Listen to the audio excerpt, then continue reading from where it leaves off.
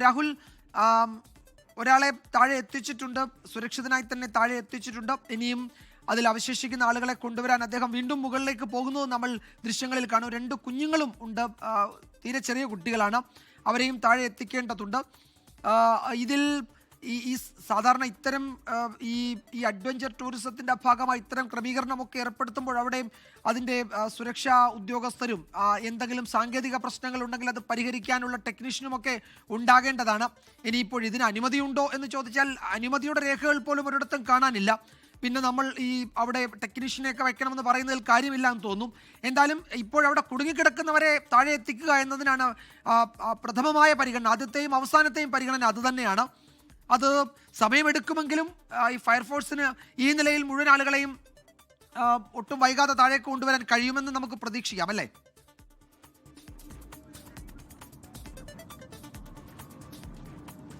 വിജയകുമാർ, തീർച്ചയായിട്ടും എന്തായാലും അധികം വൈകാതെ തന്നെ കുടുങ്ങിക്കിടക്കുന്ന മുഴുവൻ ആളുകളെയും താഴെ എത്തിക്കാൻ ഫയർഫോഴ്സിന് സാധിക്കും.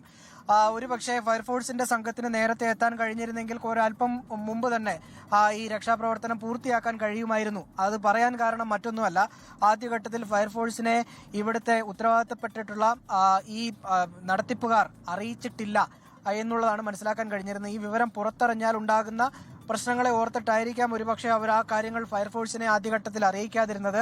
ഇതിന്റെ സാങ്കേതിക പ്രശ്നങ്ങൾ അവർ തന്നെ പരിഹരിച്ച് അവർ തന്നെ രക്ഷാപ്രവർത്തനം നടത്താൻ വേണ്ടിയുള്ള ഒരു ശ്രമം നടത്തി നോക്കി. ആ ഘട്ടത്തിൽ ഫയർഫോഴ്സ് സംഘത്തെ വിവരം അറിയിക്കുന്നതിൽ അവർക്ക് വീഴ്ചയുണ്ടായി എന്നുള്ളത് നമുക്ക് മനസ്സിലാകുന്നു. പിന്നീട് ആണ് ഏകദേശം 1.5 മണിക്കൂറിന് ശേഷമാണ് മൂന്നാറിലെ ഫയർഫോഴ്സിനെ വിവരം അറിയിക്കുന്നത്. അവിടെ നിന്ന് 1.5 മണിക്കൂറിന് ശേഷം ഫയർഫോഴ്സ് സംഘം പുറപ്പെട്ടു. അതായത് അടിമാലിയിൽ നിന്ന് ആനച്ചാലിലേക്ക് എത്താനും മൂന്നാറിൽ നിന്ന് ആനച്ചാലിലേക്ക് എത്താനും 1/2 മണിക്കൂറിൽ താഴെയുള്ള സമയം മാത്രമാണ്.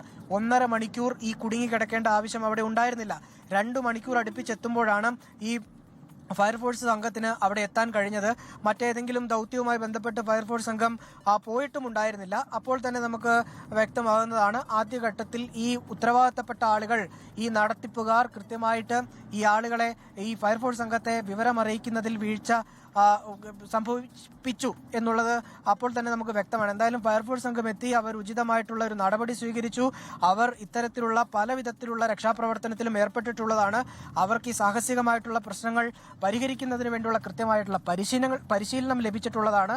അവരതിനു വേണ്ട ഉതകും വിധത്തിലുള്ള എല്ലാ തരത്തിലുള്ള ക്രമീകരണങ്ങളും റോപ്പ് ഉപയോഗിച്ച് ആദ്യം അതായത് ആ ഡൈനിങ് ടേബിൾ കെട്ടി നിർത്തിയതിന് ശേഷം അത് വലിച്ച് കെട്ടി ടൈറ്റ് ചെയ്ത് നിർത്തിയതിന് ശേഷം അതിലുണ്ടായിരുന്ന ജീവനക്കാരന് റോപ്പ് നൽകി ആ റോപ്പ് അവിടെ ആ ഡൈനിങ്ങിൽ ഘടിപ്പിച്ച് അതിലേക്ക് ആദ്യം ഈ ഫയർഫോഴ്സ് സംഘത്തിൽപ്പെട്ട ഒരാൾ കയറി ചെല്ലുന്നു. അതിനുശേഷം നമ്മൾ ഈ സിപ്പ് ലൈനിലൊക്കെ ആളുകളെ ഊർത്തി ഇറക്കുമല്ലോ, അതേ രീതിയിൽ തന്നെ അവർക്ക് കൃത്യമായിട്ടുള്ള കോളറുകൾ ഘടിപ്പിച്ച് അതിലൂടെയാണ് നിലവിൽ ഇപ്പോൾ ഒരാളെ താഴേക്ക് ഇറക്കുകയും ചെയ്തിരിക്കുന്നത്. ബാക്കിയുള്ള ആളുകളെയും അങ്ങനെ തന്നെ ഇറക്കും.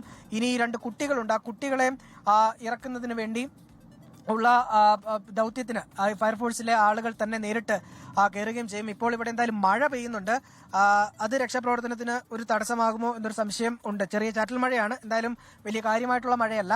എന്നിരുന്നാലും രക്ഷാപ്രവർത്തനം തുടരുകയാണ്. ബാക്കിയുള്ള 4 പേരെയും ഒരാളെ ഇറക്കി 4 പേരെയും ഉടൻ തന്നെ താഴേക്ക് ഇറക്കുകയും ചെയ്യും. വിജയകുമാർ, ചെറിയ മഴ പെയ്യുന്നുണ്ട് ആ പ്രദേശത്ത്. കാര്യമായ മഴയില്ല, പക്ഷേ അത് കാര്യമായി മഴ പെയ്താൽ ഒരു പക്ഷേ രക്ഷാപ്രവർത്തനം വീണ്ടും വൈകാൻ സാധ്യതയുണ്ട്. താഴെ വലിയ നെറ്റൊക്കെ കെട്ടി പ്രാഥമികമായി ചെയ്യേണ്ട സുരക്ഷാ ക്രമീകരണങ്ങളും മുന്നൊരുക്കങ്ങളും ഒക്കെ പൂർത്തിയാക്കിയ ശേഷമാണ് ആളുകളെ താഴേക്ക് കൊണ്ടുവരുന്നത്. ഒരാളെ ആ റോപ്പിലൂടെ താഴേക്ക്, നേരത്തെ രാഹുൽ പറഞ്ഞതുപോലെ കോളറൊക്കെ കടുപ്പിച്ച് താഴേക്ക് കൊണ്ടുവന്നിട്ടുണ്ട്. ഇനി മറ്റ് 4 പേരെ അങ്ങനെ തന്നെ ഇറക്കിക്കൊണ്ടുവരും. അതിനായി വീണ്ടും ആ ഫയർഫോഴ്സ് ഉദ്യോഗസ്ഥൻ റോപ്പ് വഴി മുകളിലേക്ക് പോയിരിക്കുകയാണ്. ഏത് സമയവും അടുത്തയാളിനെ അവിടെ നിന്ന് താഴേക്ക് കൊണ്ടുവരാൻ കഴിയും. അവരുടെ അത് സുരക്ഷിതമാക്കിയിട്ടുണ്ട് എന്ന് ഉറപ്പുവരുത്തിയ ശേഷമാണ് രക്ഷാപ്രവർത്തനം പുരോഗമിക്കുന്നത്. ഏതാണ്ട് ഒരു 2.5-3 മണിക്കൂർ ആകുന്നു ഇത്രയും ആളുകൾ അതിൽ കുടുങ്ങിയിട്ട്. അതുകൊണ്ട് ഒട്ടും സമയം കളയാതെ ഇനി മുഴുവൻ ആളുകളെയും താഴേക്ക് കൊണ്ടുവരണം. അതിൻ്റെ ശ്രമകരമായ ദൗത്യമാണെങ്കിലും അതിൻ്റെ ആദ്യ ഘട്ടം വിജയിച്ചിട്ടുണ്ട്. ഒരാളെ സുരക്ഷിതനായി താഴേക്ക് കൊണ്ടുവന്നു. മറ്റ് 4 പേരെ കൊണ്ടുവരാൻ ഇനി കുറച്ച് സമയം കൂടി വേണ്ടിവരും. ഫയർഫോഴ്സ് ഉദ്യോഗസ്ഥർ അവിടെ അതിനുള്ള ശ്രമങ്ങൾ തുടരുകയാണ്. ലോകത്തെവിടെയായാലും ഏത് സമയത്തും 24 വാർത്തകളും ഓഗ്മെന്റഡ് റിയാലിറ്റി പാക്കേജുകളും എക്സ്പ്ലെയിനറുകളും വിശദമായി കാണാൻ ഞങ്ങളുടെ യൂട്യൂബ് ചാനൽ നിങ്ങൾക്ക് സബ്സ്ക്രൈബ് ചെയ്യാം.